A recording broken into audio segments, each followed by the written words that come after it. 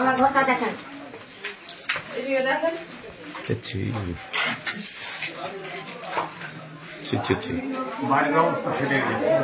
সব ফেটে গেছে, আমরা কোথায় থাকবো? সামনে দেখেন, সামনে এই সব দেখেন, ছাদ সব ফেটে ফেটে পড়ে যাচ্ছে। আমি কোথায় যাব, কোথায় থাকবো? আমার স্বামীর পেরেনের দোষ, আমার স্বামী কাজ কাম কিছু করতে পারে না।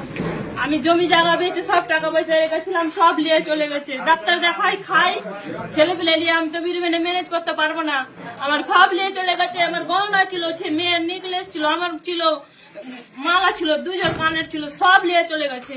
টাকা পয়সা, আমার বস্তা ভর্তি চাল ছিল, কিচ্ছু নাই ঘরে, এক বস্তা পেঁয়াজ সব নিয়ে চলে গেছে। আমার স্বামী তো বেরেনের দোষ বলে কাজও কম করে আগে হয়নি। কিসের জন্য হচ্ছে? আমরা ছেলে মেয়ে নিয়ে কোথায় যাবো? বাচ্চা ছেলে নিয়ে কোথায় থাকবো? এইসব পুড়িয়ে দিয়েছে, তো কি নিয়ে থাকবো? কে এইসব করেছে আমাদেরকে?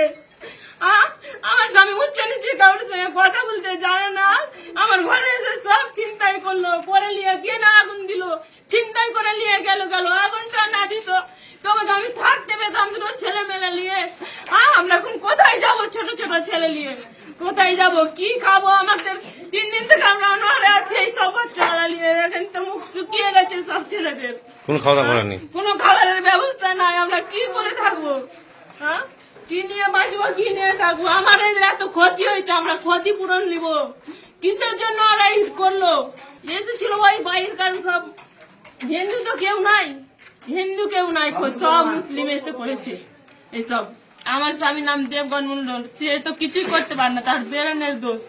সে বেরেনের ওষুধ খাই, ওষুধ আমি বের করতে পারিনি, সে ওষুধ সব পড়ে গেছে। এখন আমি ওকে কি খাওয়াবো? ঘরে টাকা নাই, পয়সা নাই, আমি কি দিয়ে কি করবো? টাকা পয়সা সব নিয়ে চলে গেছে। দেখেন এখানে বাক্স, ওখানে বাক্স, আমার টিউবকল ছিল সব ভেঙে ফেলে দিয়েছে। টালের ঘরে রান্না করি, ওটাও ভেঙে ফেলে দিয়েছে। ঘটনাটি মুর্শিদাবাদের শামশেরগঞ্জের বেদমোনা গ্রামের। জেহাদিরা বাড়ি লুটপাট করে আগুন ধরিয়ে দেয়।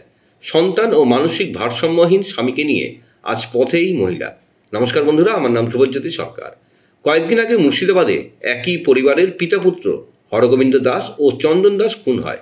তাদের পরিবার কোনো মতে নিজেদের প্রাণ বাঁচিয়ে এখন প্রতিবেশী রাজ্য ঝাড়খণ্ড সাহেবগঞ্জের একটি স্থানে আপাতত নিরাপদ আশ্রয় নিতে বাধ্য হয়েছেন। শুনুন তাদের মুখে কি ঘটেছিল সেদিন। ঘটনাটা হয়েছিল 8:30 থেকে 9টার ভিতর। কিছু লোক হলো করে এসে আমার দোকানের উপর হামলা করে। দোকান ভাঙচুর করার পর দোকানে এক সাইডে আগুন ধরিয়ে দেয়। মালপত্র যা ছিল সেগুলোকে লুটপাট করে নিয়েছে। তারপর বাড়ির উপর হামলা করতে লাগলো। বাড়ির উপর হামলা করে বাড়িতে কিছু বাড়িতে আগুন লাগিয়েছে, দরজা ভেঙেছে, জানলা ভেঙেছে।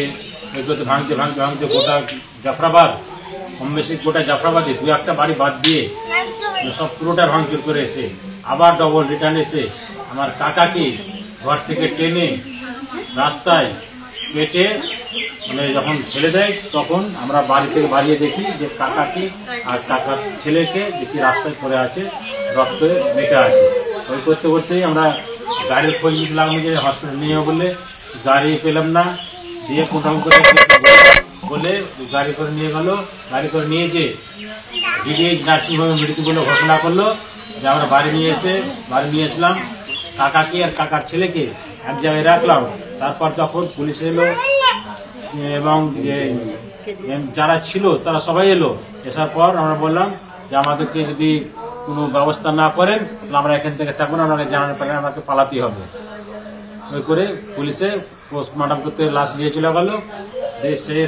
সেই দিনেই বৈকালবেলা সন্ধ্যাবেলা আমরা করলাম কি, চুরি করে আমার মাকে পেশেন্ট বানিয়ে কোনোরকম করে আমরা অ্যাম্বুলেন্সে নিয়ে এসে পাকুড় এসে পৌঁছে দিল। পৌঁছে দেওয়ার পর যে তখন আমরা করলাম কি, ট্রেন ধরে এসে আমরা ঝাড়খণ্ডে সাহেবগঞ্জ এসে পৌঁছালাম। প্রশাসনকে ফোন করেছি, কেউ আসেনি। তারপরে তখন এলো প্রশাসন, পরে এলো 4 ঘন্টা পর। মুখ বেঁধে সব মুখ বেঁধেছিল। আমরা ভয়ে তো বেরোয়নি, যদি আমরা বেঁধে আমাদের হাত টেনে মেরে খুন করে দিত। আমরা ঘরে লুকিয়ে আছি। বন্ধুরা, ভিডিওটি ভালো লাগলে দয়া করে লাইক শেয়ার করে দেবেন, আমাদের পেজটা ফলো করে নেবেন আর আপনার মতামত কমেন্ট করে অবশ্যই জানান।